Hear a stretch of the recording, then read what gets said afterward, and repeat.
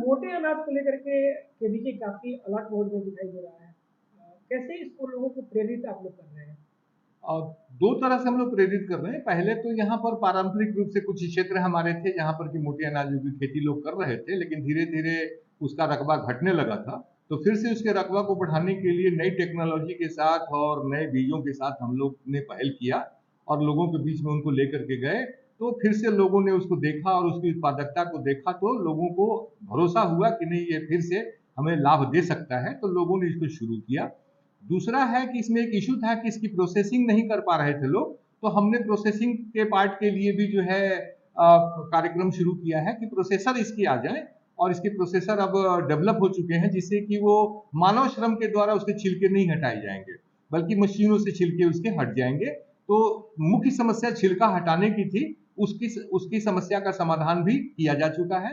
अब तीसरी बात है कि इसको ज्यादा लोकप्रिय हो, लोगों के बीच में इसकी पहुंच बढ़े, तो इसके लिए भोजपुर जिले में एक कंपटीशन करवाया जा रहा है कृषि विज्ञान केंद्र के द्वारा, जो उसमें महिलाएं 40 से 50 की संख्या में भाग लेंगी और वो उस पर बना करके डिफरेंट तरह के पकवान लेकर के आएंगी। वो चाहे खीर हो सकता है, वो रोटियां हो सकती हैं, वो उसकी पूड़ियां हो सकती हैं, या उसके और भी बहुत सारे प्रोडक्ट हैं, उसके बिस्किट हो सकते हैं, कुछ भी हो सकता है, केक बन सकता है। तो बहुत सारे प्रोडक्ट इसके बन रहे हैं।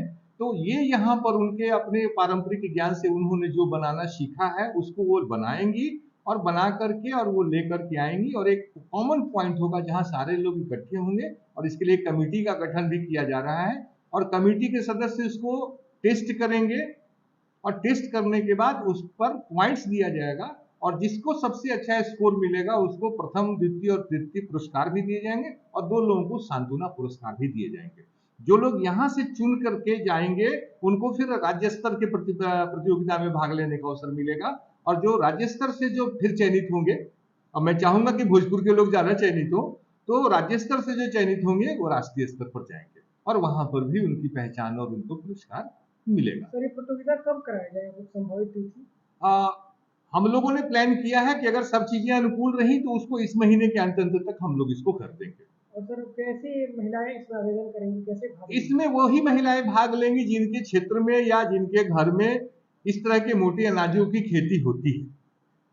वो महिलाएं, अगर उनके गांव में खेती होती है, और वो भले ही उनके घर में नहीं खेती होती हो, लेकिन उनके गांव में खेती होती है, तो वो महिलाएं भी भाग ले सकती हैं, क्योंकि प्रोडक्ट जो आया उसका फिर हर आदमी गेहूं की रोटी खाता है, गेहूं पैदा करे कोई जरूरी नहीं है।